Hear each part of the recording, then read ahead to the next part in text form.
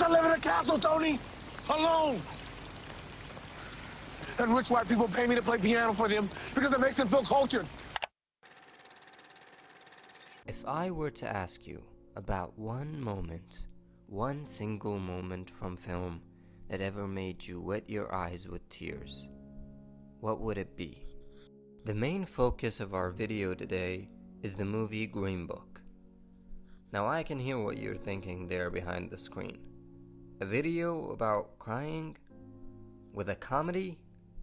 You have a point. There are many other films in which there are gut-wrenching moments that wouldn't stop a grown man from bawling his eyes out. But what I'm gonna be focusing on today is one single moment. A single moment in a movie where everything that happened prior to it comes back rushing, and in an instant, a tear drops.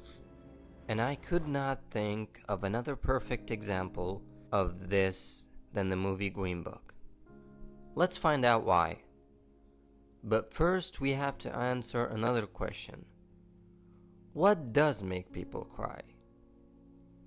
When you're watching a movie, a good movie, you usually tend to care about your characters. You're invested in them, and you care about what will happen to them. What makes a viewer cry is the empathy that they feel for the character that is facing the hardships. There are movies where you get the real cry at the end, like The Green Mile when, spoiler alert, John Coffey gets executed. But those are sad tears. And the reason why I'm specifically talking about Green Book in this sense is because the moment that made me cry, which yes was built up from the hardships and the sad parts throughout the whole movie, was still a pretty happy moment.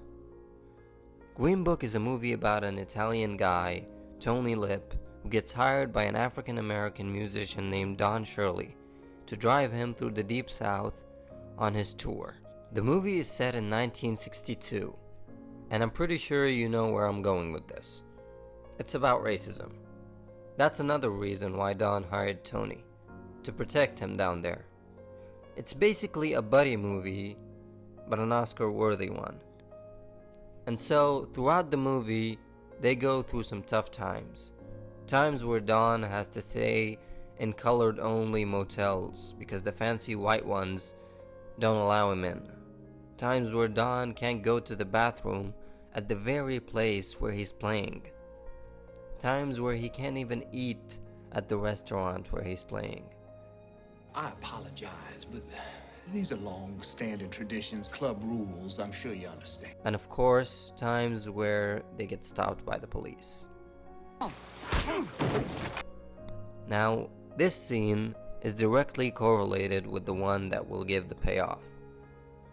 Throughout the whole movie, Tony is a witness of the hardships that Don Shirley faces. He even faces some of his own. You half a nigger yourself. And so, during this scene, as most of you can imagine, they get stopped by a racist cop, who of course humiliates them and gets their blood flowing, which ultimately pays off with this.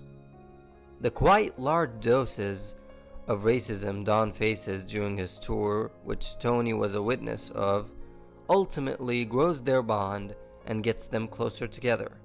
The scene with the police is about 3/4 of the way into the movie. By that time, Tony and Don had grown a lot closer together than they were in the beginning. But when Tony punches the cop for his own selfish reasons and gets them arrested, their bond gets set back a bit. The writers did it using a very simple yet very incredible strategy. After Tony and Don set off on their journey, the tension between both of them, in the good and the bad ways, start building up slowly but surely, until we get to that part we just talked about, where the big turning point happens. But then when they make up, the tension doesn't really stop. And then around the end of the movie, the ultimate payoff happens. Their bond gets set back a bit, but still is thankfully redeemed by the end. The scene which directly connects with that one is here. One that is almost at the very end of the movie. A very simple scene where Don and Tony are driving back to New York after the tour for Christmas Eve during the snow and are again stopped by a cop. The cop walks up to them and flashes a light in their eye in an intimidating way. They expect the same treatment as last time, and they treat him like it. We're trying to get to New York. Is there a problem, officer? But with one phrase that was the response to a question, it happens. Looks like your back tire's sliding.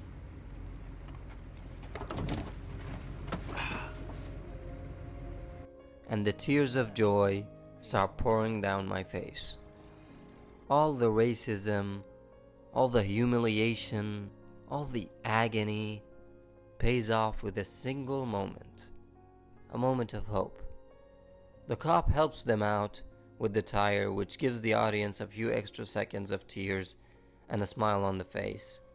They finish, Tony gets back in the car, he thanks the officer, and drives away. A single moment of respect gives us the ultimate payoff. In conclusion, there are, as you know, a lot of movies out there that will make you cry much more than this one ever could. Movies like Marley and Me, The Green Mile, and The Pursuit of Happiness are great examples of times when you can't really stop the crying that happens multiple times throughout the movie. But the beauty of Green Book is the choice of the moment. The writers knew that this very simple little exchange here is the one. They built everything up throughout the movie to make this one moment the payoff tearjerker. And I just love when a movie can make me cry in a happy way, which I honestly don't think has ever happened anywhere other than in this one. So guys, make sure you give this video a thumbs up if you liked it, hit the subscribe button and that little notification bell so you don't miss out on any future videos. Thanks for watching The Film Nut. See ya!